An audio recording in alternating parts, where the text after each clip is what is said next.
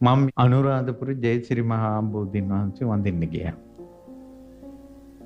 එතන මම දැන් මල් නිල් මානෙල් මිටක් අරගෙන මං බුදු ගුණ සිහි කරගෙන බෝධීන් වහන්සේගේ අනුභවය සිහි කරගෙන මම මල් ටිකක් මෙහෙම මල් ආසනේ තියෙනකොට මට ඇහෙනවා මට එහා පැත්තේ මල් පූජා කරන කෙනා කියනවා කටින් විවාහයේ සාර්ථක වේවා. විවාහයේ සාර්ථක වේවා. එයා විවාහයේ සාර්ථක වේවා කියලා මල් තියෙනවා. දැන් මට මල් තියෙනවා පේනවා අර හඬ ඇහෙනවා.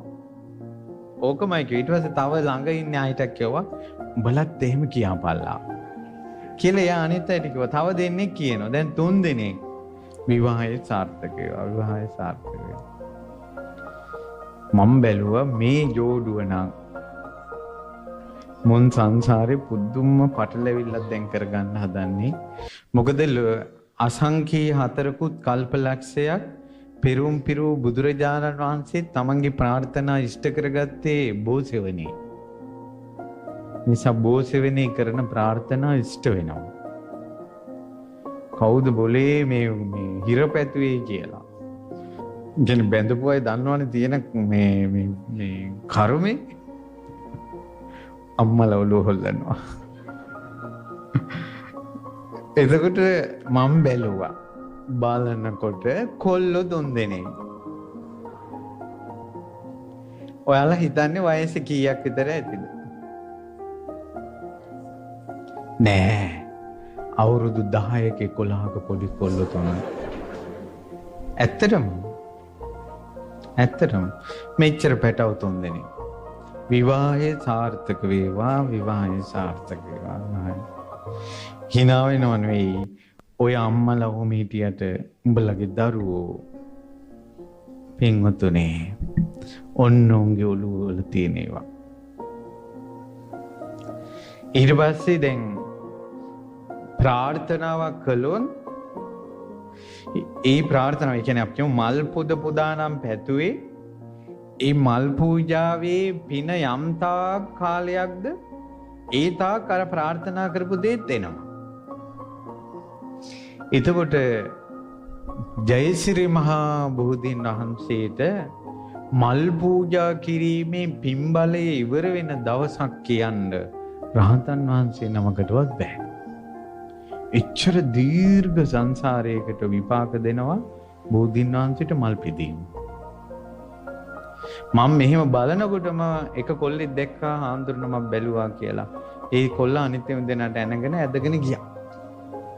ඒක උන්ගේ කර්මය. ඇයි ඒ? උන් විනාඩියක් හිටියනම් මං කියලා දෙනවා. මම බෝධි වන්දනාව පැත්තක තියලා පුතේ මේ වරෙල්ලා කියලා මම ආදරෙන් කියලා දෙනවා. උඹලා මෙහෙම පතන්න එපා. මේව මේ විදිහට එනවා කියලා මං උපමා විස්තර සහිතව කිව්වට පස්සේ එයාලා ඒක සාමාන්‍යයෙන් කරන්නේ නැහැ. ඒකේ භයානකම කියලා දුන්නා නම් කරන්නේ නැහැ. පැහැදිලි නේද? භයානකකම. ඒ කියන්නේ දැන් අපි කියන්නකෝ එතකොට වෙන්නේ මොකක්ද දන්නවද? අධ්‍යාපනෙත් කඩාකප්පල්. ඊළඟට බුද්ධ ශාසනයකුත් නැහැ. සිල්වත් කමකුත් නැහැ. හැබැයි හොඳට කසාදයක් කරගෙන ඉන්නවා. අනිත් එක තමයි බුදු කෙනෙක් මුණ ගැහිච්ච ජීවිතයකත් රහතුන් වහන්සේලා මුණ ගැහිච්ච ජීවිතයකත් ධර්මයට නෙවෙයි හිත යන්නේ. කසාදෙට. ඒ සංසාරේ පතල තියෙන ඒවා. ඊට පස්සේ උන් මේ මල් පූජා කළා පැතුවේ පොඩි වයසේද තරුණ වයසේද මධ්‍යම වයසේද අවසාන වයසේද? පොඩි වයසේ. පොඩි වයසේ පින් කරලා පතන දේවල් විපාක දෙන්නේ කොයි කාලෙද? පොඩි කාලෙම විපාක දෙනවා. ඒකට චූටි කාලෙම කොල්ල කෙල්ල ගැන හිතට අදහස් එන්න ගන්නවා. රාගය විශ්ෙන්න ගන්නවා. අද බලන්න ඕ ලෙවල් කරන්න කලින්, ඒ ලෙවල් කරන්න කලින්, කැම්පස් යන්න කලින්, රස්සාවක් ගන්න කලින්, ගෙයක් හදා ගන්න කලින්, අම්මයි තාත්තයි කුලී වැඩෙන් නිදහස් කරගන්න කලින්, ණය ගෙවල ඉවර කරන්න කලින් ඔක්කොටම කලින් කොල්ල කෙල්ල තෝරගන්නේ මොකද්ද? ජෝඩු වෙන්න කොල්ලෙක් කෙල්ලෙක්. ඔක්කොටම කලින් ප්‍රේම සම්බන්ධිනේ හදාගන්න. ඇයි ඒ? මුම්මුත් සංසාරේ ඒ වගේ දේවල් පැතුවක් දෝ කියලා හිතෙනවා. අන්න ඒ නිසා තමයි සාමයික විමුක්තිය තිබ්බන.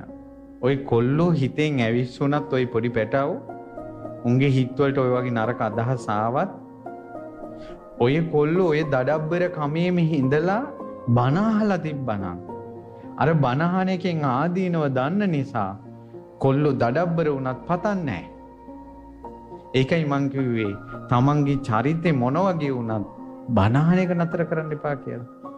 ආන්න ඒකට තමයි පින්වතුනි ගොඩාක් වටින ওই තරුණ වැඩසටහන් තරුණ ළමයින්ට පොඩි ළමයින්ට කියලා දෙනවා ධර්මය. අනාගත ජීවිතය උඹලා අවුල් කරන්නේ නැතුව මේ විදිහට ජීවිතේ හදාගනින්න කියලා. පින් මේකයි පව් මේකයි කියලා දෙනවා. ඔයාලගේ ළමයි මේ දහම් වැඩසටහන් වලට යොමු කරන්න. ධර්මය අහන්න යොමු කරන්න නැත්තම් මේ පැටවෝ නම් හදාගන්න නම් වෙන්නේ නැහැ. දැන් ඔය කවුරු හරි අහිංසක අම්මා කෙනෙක්ගේ අහිංසක තාත්තා කෙනෙක්ගේ දරුවෝ ටිකක් නේද ඔය මේ පරිලවිලා හදාගත්තේ ජයශ්‍රී මහ බෝසෙවනේ. ඒකයි බුදුරජාණන් වහන්සේ පුරුෂ පුද්ගල පරෝපරියත් ඥාණයෙන් දකින්නේ. මෙයත් මල් පූජා කළා. මෙයත් මල් පූජා කළා. මල් පූජා කරන සියලු දෙනා නිවන් දකින්නවා කියලා එකක් නැහැ.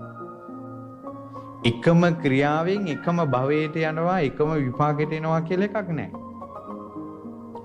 මේ ප්‍රපුජ්‍යලියෝ හිතනවා මෙන්න මෙයාත් මල් පූජා කළා මෙයාත් මල් පූජා කළා ඉස්සරත් මල් පූජා කරපු අය නිවන් දැක්කා එහෙනම් දැනොත් මල් පූජා කරන අය නිවන් දකින්නවා කියලා.